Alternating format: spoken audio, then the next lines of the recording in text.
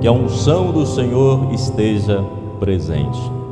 Hoje então queremos pedir ao Senhor para quebrar as muralhas da maldade. Mas afinal de contas, o que é maldade?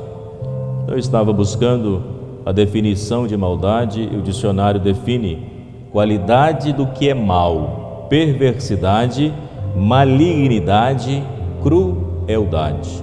Então tudo é maldade, a perversidade, a malignidade e também a crueldade. É um comportamento de quem busca prejudicar ou ofender. Então é alguém desumano quando busca prejudicar e ofender o outro. O salmo de hoje dizia: a todos que procedem retamente eu mostrarei a salvação que vem de Deus. A todos que procedem retamente eu mostrarei a salvação que vem de Deus. E Santo Agostinho dizia que o mal é o mal proceder por ações que especialmente poderiam ser classificadas nesta categoria de maldade, perversidade, malignidade e crueldade. E muitas vezes nós perguntamos, mas afinal de contas, de onde vem o mal? Por que vem o mal? Deus permite o mal? Tem uma natureza maligna que impede aí, melhor dizendo, tem uma natureza maligna que faz com que a pessoa, as suas ações sejam más, e as relações humanas, a gente percebe que tem o joio e também tem o trigo, seja no local de trabalho, na família, na igreja. Mas de onde vem este mal? Afinal de contas, de onde vem o mal? Santo Agostinho, na sua filosofia e na sua teologia, ele diz que Deus não é autor do mal, porque Deus, ele é o sumo bem. Nada de mal pode proceder de Deus, porque o mal é a ausência de Deus. O mal, do mal não procede de Deus, porque se o mal procedesse de Deus, ele estaria negando a si mesmo, pois ele é o sumo bem. E quando nós olhamos a obra de Santo Agostinho, não sei se você já ouviu falar nesta obra dele, chamado Livre-Arbítrio, ele diz que as raízes de todos os males não está na natureza. Quando nós, por exemplo, falamos assim: nós erramos, a natureza humana, ela é assim mesmo. E muitas vezes quando nós erramos, nós queremos colocar a culpa nos outros ou arrumar um culpado para a nossa situação. Para Santo Agostinho, o pecado, ele vem da própria vontade. Então significa, se alguém faz o mal porque ele quis fazer o mal, ele escolheu a fazer o mal, porque ninguém é forçado a pecar, nem pela sua natureza e nem porque alguém o seduziu para o pecado. A gente poderia dizer assim: mas se o diabo soprou no ouvido tal situação e a pessoa cometeu um erro, uma grande maldade, por mais que o diabo tenha soprado, digamos assim, usando essa alegoria, mesmo assim a pessoa ela tomou uma decisão. Quando alguém tenta culpar o outro pelo mal, eu fiz isso porque o fulano foi culpado, porque o fulano falou que eu podia fazer.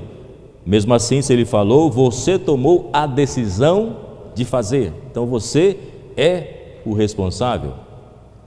Lá no Antigo Testamento, quando nós vemos a questão do pecado que entrou no mundo, se o diabo falou para Eva que ela poderia comer da árvore do bem e do mal, porque Deus havia proibido, ele colocou no coração dela a dúvida. E quando ela caiu, junto com Adão, eles se tornaram responsáveis pelos atos da desobediência, porque após a desobediência, eles foram digamos assim, usando esse termo talvez pesado, mas é muito bom para nós poder entender, para nós entendermos, eles foram expulsos do paraíso. Eles foram expulsos do paraíso porque eles deram ouvidos à serpente, deram ouvidos ao tentador. Deus poderia ter falado assim: é a natureza humana que está sujeita ao erro, é a natureza humana que está sujeita à vaidade. Mas ali a gente pôde perceber que eles foram expulsos do jardim do Éden, que eles romperam a aliança com Deus. Então o pecado é esse romper a aliança com Deus. E nós podemos também refletir que vivemos nesse tempo da graça de Deus. Quando ouvimos o Evangelho, o povo pedia um sinal, e nenhum sinal seria dado a não ser o sinal de Jonas, que ficou 3 dias e 3 noites dentro do ventre de um peixe. Eu estava tentando entender isso, é difícil de entender, né?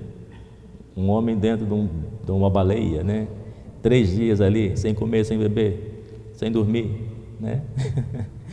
Mas só para dizer que Jesus ficou no túmulo e ele ressuscitou. Mas aqui eu quero que você guarde de Jonas o seguinte: ele no primeiro momento ele foi desobediente, ele não quis ir à cidade de Nínive, ele foi desobediente. E Deus falou assim: não, você vai. Deus o conduziu até lá. E quando lá ele chegou, ele anunciou a conversão dos pecados e aquela cidade inteira se converteu. Porque talvez Jonas, na sua cabeça, ele não conseguia imaginar como Deus poderia ser misericordioso com aquela cidade que talvez teria afrontado Deus muitas vezes, teria abandonado o caminho do Senhor. Como é que Deus poderia fazer aquilo? Então Jonas, ele talvez era muito orgulhoso, ele devia pensar assim: mas como Deus pode fazer uma coisa dessa nessa cidade, salvar essa cidade pelo anúncio da palavra? Porque muitas vezes, na nossa cabeça, nós não entendemos a graça de Deus, nós não entendemos o Evangelho como graça de Deus, porque muitas vezes nós julgamos, nós condenamos a partir dos nossos critérios humanos. Os nossos amigos, hoje é o dia do amigo, nós queremos todos aonde? No céu, não é verdade? Os nossos inimigos queremos onde? Que bom que ninguém aqui respondeu. Queremos no inferno. Os nossos amigos nós queremos no céu, os nossos inimigos nós queremos no inferno. E a pessoa às vezes reclama: mas como é que Deus perdoou fulano, que fez tantas atrocidades, e agora está com a Bíblia debaixo do braço, está rezando? Que bom que ele está fazendo isso, porque você não tem como entrar na cabeça dele, nem no coração, para poder julgar. Então compete a Deus o julgamento, compete a Deus fazer o juízo final, compete a Deus arrancar o joio do meio do trigo, no tempo certo, no tempo da colheita. Então por isso que nós podemos pensar que o Evangelho da Graça, ele vem para transformar a nossa vida. E quando olhamos para a cruz de Jesus, nós percebemos aqui o grande sinal: ele morreu por nós, ninguém te ama como eu. Olhe para a cruz, essa é a grande prova, é o grande sinal. Nós não precisamos rezar e falar assim: meu Deus, me dê um sinal, porque muitas vezes a gente quer provar a Deus. A gente reza e fala: Senhor, eu preciso de um sinal, eu preciso de um sinal que prove que o Senhor me ama, eu preciso de um sinal que eu vou alcançar essa graça, eu preciso de um sinal que eu vou ter a resposta. A gente busca sinal, e na verdade nenhum sinal será dado, porque já foi dado Jesus Cristo o sinal, e que nós devemos anunciá-lo, que devemos viver, conviver com Ele no nosso dia a dia, para anunciarmos a grande misericórdia na cidade que nós vivemos hoje, São Paulo. Você que nos acompanha em outro estado, em outro país, então aí você anunciar o Evangelho, aí você anunciar o amor do Senhor. E no primeiro momento a gente pode pensar que a cidade assusta um pouco. Eu lembro quando eu vim para São Paulo há 22 anos atrás, eu não sabia nem pegar metrô. Quando falava em baldeação, eu falava assim: baldeação, o que é isso? Será que quer andar com balde? Aí todo mundo falava: a cidade grande é muito perigosa, tem que ter muito cuidado. E aí mineiro já é meio desconfiado, né? Desconfiava de todo mundo, de Deus e o mundo. Mas só para dizer que a cidade, no primeiro momento, ela assusta, porque o grande desafio está em evangelizar a cidade, porque a cidade tem tantos outros atrativos, tantas coisas do mundo que seduz, e que se você não tiver a firmeza do Evangelho no teu coração, você não anuncia o Salvador, porque você vai achar que ninguém quer ouvir a palavra de Deus. Às vezes a gente escuta: isso não adianta não, ninguém vai querer ouvir não. Na verdade, nós queremos arrumar uma justificativa para a nossa preguiça espiritual de não assumir a missão. Quantos que às vezes dentro de casa falam, vou falar mais não, estou cansado de falar dentro de casa e nada acontece, meus filhos não mudam, meu marido não muda, minha esposa não muda, meu tio não muda, meu avô não muda, estou cansado de falar. Quando você afirma que você está cansado de falar, significa que você não está acreditando no poder da palavra de Deus que está no teu coração, que te ajuda a orientar a tua família, que ajuda você a viver integralmente o Evangelho como essa boa notícia na sua vida. Então, portanto, nós podemos pensar agora, como vencer a maldade? Como vencer a maldade? Como podemos fazer isso? É possível vencer a maldade? Como podemos vencer a maldade? Fazendo o bem. Essa é a única resposta para a nossa vida. Vencer a maldade fazendo o bem. Como podemos derrotar o joio? Semeando o trigo. Como podemos derrotar a maldade? Semeando a bondade. E este é o plano de Deus para cada um de nós. Do latim, bondade vem da palavra bonidade. É a qualidade de que tem boa índole. Eu espero estar pronunciando certo, que eu fugia da aula de latim no seminário. Bonidade é a qualidade de quem tem boa índole. Você já conversou com alguém com boa índole? Olha, o fulano, não, eu confio nele. Pode sim, ele realmente tem boa índole. Então, ele é alguém que tem bondade. Ele é inclinado para o bem e tem qualidade de quem pratica boas ações.